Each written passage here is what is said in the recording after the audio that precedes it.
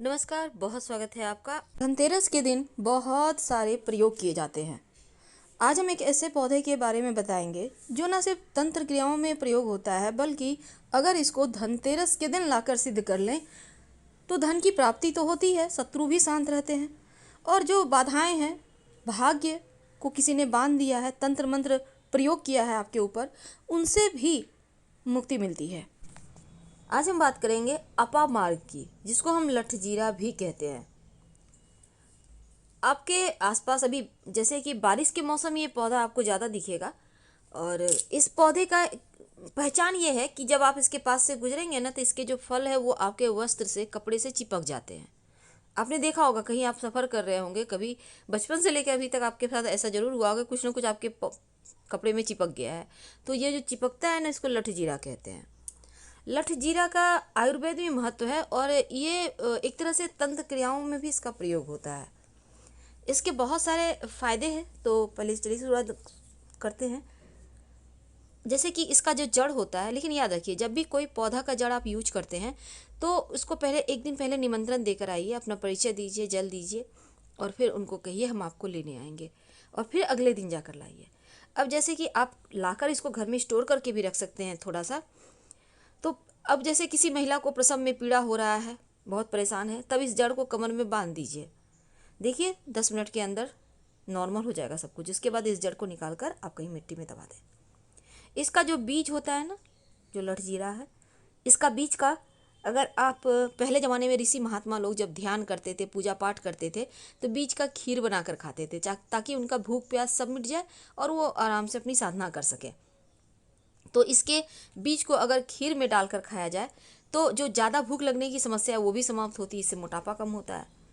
अब तीसरी बात, देखिए इसका जड़ में अमृत का वास होता है, अमृत तत्व का वास होता है। कहा जाता है कि जब समुद्र मंथन के समय अमृत निकला था, तो देवता और दानवों की लड़ाई में अमृत की एक बूंद जैसे दुर्वा घास के ऊपर गिरी थी, उसी तरह इस लठजीरा अपामार के ऊपर भी गिरी थी।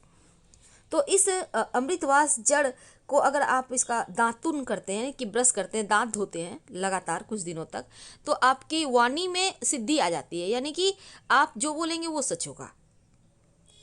अब लठजीरा का जो जड़ है ना, इसको अगर पान के पत्ते के साथ रस, लठजीरा का थोड़ा सा रस, जड़ घिस लें, पान पत्ते का थोड़ा सा घिस कर जड़ निकालें, दोनों को मिक्स करके तिलक लगाइए। आप लगातार इस तिलक को यूज कीजिए, ये तीव्र वशीकरण पैदा करता है। आप खुद लगाइए, आपके पति, आपके ससुराल वाले, आपके आस पड़ोस, आपकी पूरी सभा को आप वशीभूत कर सकते हैं। बड़े बड़े जो साधु महात्मा हैं इसी सब तिलक का प्रयोग करते हैं, तभी तो लोग उनको उतने फॉलो करते हैं, सुनने जाते हैं। तो इस तिलक को प्रयोग करके आप अपने भी घर में अपना सिक्का जमा सकते हैं। अब देखिए लठजीरा का जो जड़ है, अगर कोई बांझ स्त्री को कपिला गाय, यानी जो गाय पहला बच्चा जिसने दिया है, तो अगर वो बच्चा बछड़ा है, तो अगर इसके दूध में आप घिस कर पिला दें बंध्या स्त्री को भी, इस जड़ को, लठजीरा की जड़ को, तो उसको संतान प्राप्ति होती है, वो भी पुत्र संतान। अगर वो बछिया है तो फिर पुत्री संतान। तो ये कपिला गाय के दूध में इसको पिलाने से, ये उपाय करने से संतान जरूर पैदा होता है, क्योंकि ये बहुत ज़्यादा इसके शक्तिशाली प्रभाव होते हैं।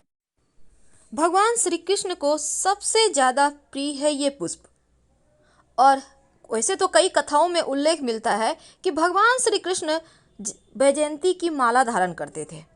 तो इस माला के अपमान के कारण इंद्र से लक्ष्मी रूठ गई और देवराज इंद्र को दर दर भटकना पड़ा। वैजयंती फूल के विषय में ये भी कहा जाता है कि बहुत ही सौभाग्यशाली वृक्ष होता है। इनके बीजों की माला धारण करने से 9 के 9 ग्रह आपको अनुकूल फल देने लगते हैं और ग्रह दोषों से बचाव होता है। मंत्र साधना में भी इसकी माला का उपयोग करना बहुत ही ज़्यादा सिद्धि देने वाला और लाभप्रद माना जाता है। मान्यता है अगर पुष्य नक्षत्र में वैजयंती के बीजों की माला धारण करें तो आपके जीवन में कभी धन की कमी नहीं होती। तो वैजयंती के फूलों का बहुत ही सौभाग्यशाली वृक्ष में गिनती होता है, और इसकी माला पहनने से सौभाग्य बढ़ता है। सोमवार शुक्रवार को आप या फिर पुष्य नक्षत्र में गंगा जल से या शुद्ध जल से धोकर धारण कर सकते हैं।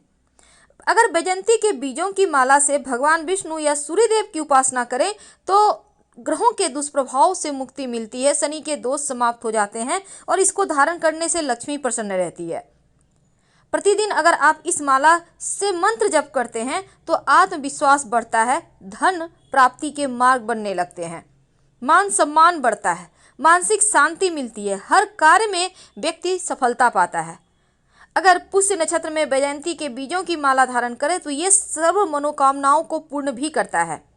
वैजयंती माला से अगर आप ओम नमो भगवते वासुदेवाय मंत्र का जप अगर रोज सुबह कम से कम 108 बार जप करें तो यकीन मानिए शीघ्र विवाह भी होता है, धन की मुश्किलें दूर होती है, संतान की प्राप्ति होती है, जीवन की मुश्किलें दूर हो जाती है।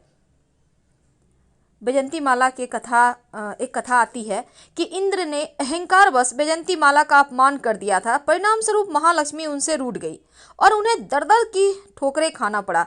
देवराज इंद्र अपने हाथी ऐरावत पर भ्रमण कर रहे थे और मार्ग में उनकी भेंट महर्षि दुर्वासा से हुई। उन्होंने इंद्र को अपने गले से पुष्पमाला उतारकर भेंट स्वरूप दे दी। इंद्र ने अभिमानवश उस पुष्पमाला को ऐरावत के गले में डाल दिया और ऐरावत ने उसे गले से उतारकर अपने पैरों तले रौंद डाला। अपने द्वारा दी गई भेंट का अपमान देखकर महर्षि दुर्वासा जो थे उनको बहुत क्रोध आया और उन्होंने इंद्र को लक्ष्मीहीन होने का श्राप दे दिया। बाद में पश्चाताप स्वरूप उन्होंने प्रयोग किए, तब जाकर उन्हें फिर से राज वापस मिला। तो वैजयंती माला के 5 रहस्य हैं। पहली बार राधा और उनकी सखियों के साथ रासलीला खेली थी, तब राधा ने उन्हें वैजयंती माला पहनाई थी। वैजयंती पुष्प के जो बीज होते हैं, इसकी एक खूबी है जो भगवान के वरदान का फलस्वरूप है, क्योंकि इसके दाने कभी टूटते नहीं, सड़ते नहीं, हमेशा चमकदार बने रहते हैं। इसका मतलब है जब तक जीवन है तब तक ऐसे ही बने रहेंगे। दूसरा यह कि माला एक बीज है। बीज सदैव भूमि से जुड़कर ही खुद को विस्तारित करता है। इसका मतलब है कितने भी बड़े क्यों ना हो जाओ, हमेशा अपनी भूमि से जुड़े रहो। कहते हैं भगवान श्री कृष्ण वैजयंती माला को 2 कारण से पहनते थे। पहला तो वैजयंती माला से शोभा, सौंदर्य और माधुर्य की अधिष्ठात्री देवी लक्ष्मी छिपी रहती है इस माला के अंदर, और भगवान श्री कृष्ण के हृदय में श्री राधा के चरण विराजमान रहते हैं। इसीलिए लक्ष्मी जी ने वैजयंती माला को अपना निवास बनाया और जो हर समय भगवान के वक्ष स्थल पर रहती हैं। दूसरा कारण यह कि भगवान श्री कृष्ण को यह माला निरंतर राधा जी की याद दिलाती रहती है, और जिससे पहले मथुरा में एक माली बनाकर लाता था। अब यहाँ पर राधा की याद आती रहे इसलिए उन्होंने वैजयंती माला धारण की, और अगर कोई व्यक्ति इसे धारण करता है तो भगवान श्री कृष्ण का वो भक्त बन जाता है। माला में 5 प्रकार की मणियों को गूंथा जाता है, 5 महाभूतों के प्रतीक। इनका नाम है इंद्र नीलमणि, पृथ्वी, मोती यानी जल, पद्मरागिनी यानी अग्नि, पुष्पराग यानी वायु तत्व और वज्रमणि अर्थात हीरा आकाश। वैजयंती माला का महत्व एक ये भी है कि इस वैजयंती फूल का माला अति शुभ और पवित्र है, बहुत ही सौभाग्यशाली।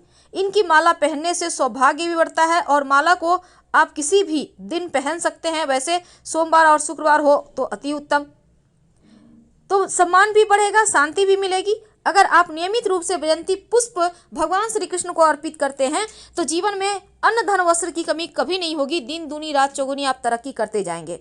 ये माला जब पहनिएगा तो दिन में पहनिए, रात में सोने के पहले उतार कर रख दीजिएगा, अगले दिन फिर नहाकर पहन लें, क्योंकि रात में सोने से फिर इसका प्रभाव कम हो जाएगा। इसलिए सोने के पहले आपको उतार कर रख देना है और सुबह स्नान करने के बाद पहन लेना है। हम आपसे विदा लेते हैं। जानकारी अच्छी लगे तब लाइक कर सब्सक्राइब करें, अपनों से शेयर करें, कमेंट करें। धन्यवाद।